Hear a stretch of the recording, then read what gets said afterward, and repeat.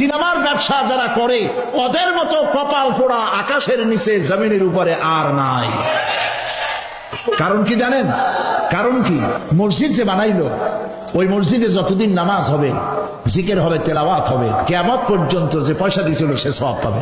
Cinema দেখা এরকম বই কি কুমিল্লা আসছে? এমন একটা লোকেরা বলা বলি করতেছে সুবহানাল্লাহ, এমন একটা ছবি আসছে যারাই দেখলো সব উমরা করতে রওনা হয়ে গেছে।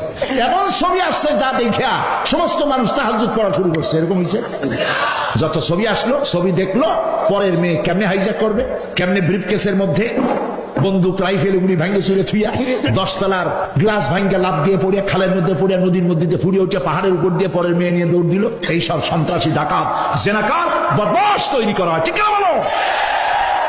এই সিনেমা যারা বানাইছো, কান খুলে শোনো। এই সিনেমা যারা দেখতে আসলো, জোহরের নামাজ গেল, মাগরিবের নামাজ গেল, আসর গেল, এশার নামাজও গেল, ঠিক কিনা? এতগুলো নামাজ গেল, আর তারপরে চরিত্র নষ্ট করলো। চরিত্র নষ্ট করে ফেন্সিলিন খাইলো, এরপরে চুরি করলো, ডাকাতি করলো, সন্ত্রাস করলো, জেনা করলো। বেটা তুই মর, যে সিনেমা বানাইছো মর, মরে দেখবি কিয়ামত পর্যন্ত এই সিনেমা দেখে যত লোকের চরিত্র নষ্ট হয়েছে সমস্ত পাপ মাথায় নিয়ে কিয়ামত আল্লাহর দরবারে দাঁড়াতে